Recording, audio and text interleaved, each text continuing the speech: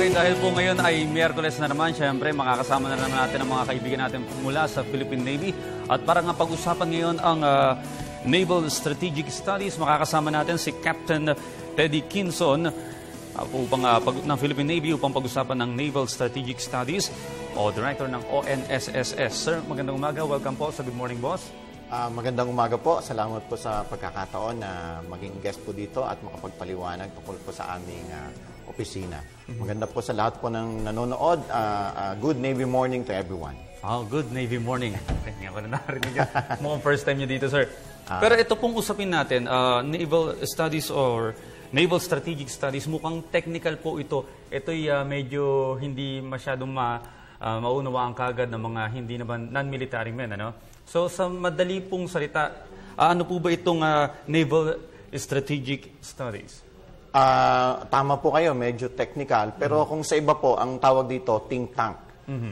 Hindi naman po ito lang yung magaling mag-isip. Pero meron pong isang opisina na medyo nasa taas po ng, medyo mataas, strategic, na nagagawa po ng mga pag-aaral ng mga bagay na nakakaapekto sa ginagawa ng organisasyon na yun. So in the case of Philippine Navy, because we are the instrument of one of the instrument of national power, and we ensure defense and security of our maritime areas, we have to study the environment where we operate, not only locally but internationally within the region. What are the security concerns that we need to address? What are the existing policies and laws that we have to enforce? And so that we can come up with the proper capability and organization and force structure para ma-address namin itong mga security concerns effectively and efficiently, considering that we have very limited resource. Pero sir, ano po ba yung iba pang services rendered ng inyong opisina sa kabuuan ng Philippine Navy? Of course, we conduct regular assessment. For example po, regional assessment dito sa Asia-Pacific region or ASEAN region or the entire country and how it affects the mission of the Philippine Navy. Pinag-aralan din po namin yung evolving and existing policy because kung ano po yung mga bagong batas, international and domestic na nakakapekto sa maritime area. Tapos ngayon po, kami po ay pinupush po namin yung tinatawag na naval strategy, the strategy that basically drives the entire Philippine Navy on how to perform its mission. So ito po ay tinatawag na Active Archipelagic Defense Strategy. So pinapaliwanag po namin to sa not only within the Philippine Navy, but also with other government agencies para po maintindihan nila kung ano po ang ginagawa ng ating Philippine Navy at kung paano niya ginagawa at bakit niya ginagawa itong mga mission na ito. Alam niyo po, kung sa world history yung pag-uusapan, talagang maraming bansa nag-interest sa Pilipinas dahil yung ating pong location ay medyo strategic, lalo na dito sa Asia. Sa ano po ba, sa strategic studies po ba, ang inyo pong opisina ay nagpapadala rin ng mga kawani ng Philippine Navy sa ibang bansa naman para mag-aral? Opo, kami po ay nakipag-ugnayan sa mga ahensya ng ibang bansa, especially our counterpart navies within the region, na katulad din namin yung tinatawag na think tank. Katulad po ngayon, we have one officer who is now in Australia conducting joint research with the Sea Power Center of the Australian Navy. Other than that, we participate into some regional engagements and conference and forum about maritime security and humanitarian assistance in disaster response. Sir, meron din po bang mga limitations or challenges na na-encounter ang inyong opisina? Ano po ito? Marami po. Una po, we know that we have very limited resource.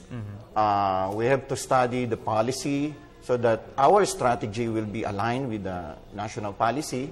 And right now, we are beset with a lot of challenges, maritime security challenges, like illegal logging, illegal fishing, illegal human migration, drugs, terrorism, and of course, our problem with overlapping claims with some of our maritime boundaries.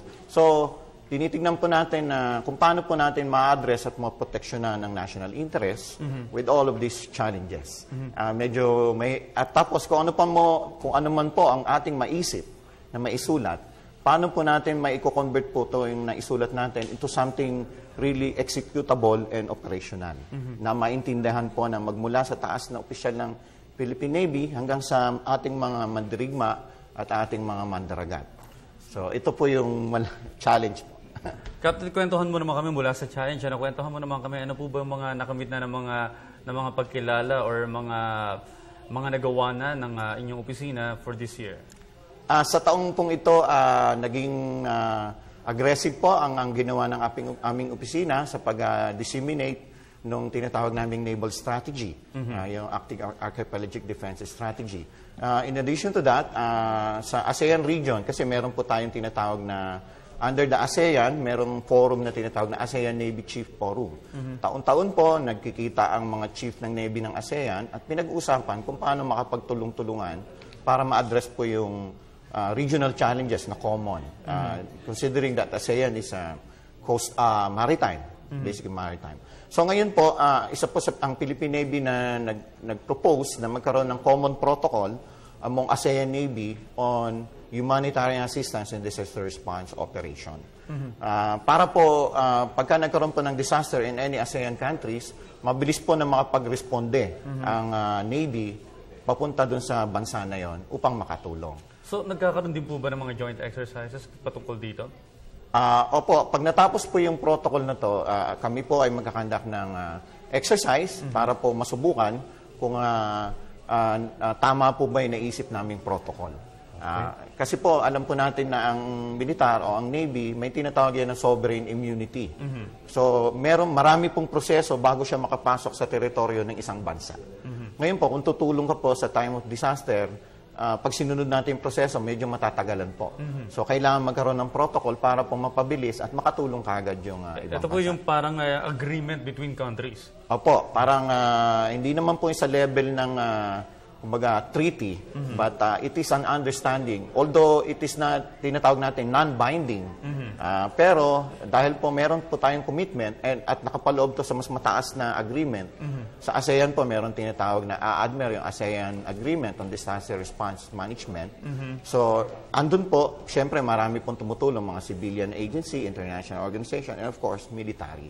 Okay, sir. Captain, bilang panghuling katanungan, ano po ba yung plano natin or may co-contribute natin para sa Philippine Sail Plan ng 2020? Ano po ang part doon ng Naval Strategic Office o Studies? Alam niyo po, yung Sail Plan ng Philippine Navy, ito yung tinatawag namin Transformational and Developmental Strategy. Ang Sail Plan po nag-guide sa amin, nakafocus po siya sa vision namin. Vision is to be a strong and credible Navy that our nation will be proud of. But ang naval strategy, yung Active Archipelagic Defense Strategy, is focused on the mission. So kung paano po namin magampanan ang aming mission, kasi po dalawa po yung challenge ng Navy. Kailangan pong ma-accomplish namin yung mission namin, yung role. At the same time, habang ginagawa namin yung mission, ililay down namin yung foundation para dun sa future Navy na dapat ma-achieve namin. So kaya po dalawa yung strategy na nag-guide sa amin. Sail Plan para ma-reach namin yung vision namin. At yung ngayon na ginadapat namin gawin na naayon sa batas at Constitution, ang nag-guide sa amin, AADS o Naval Strategy.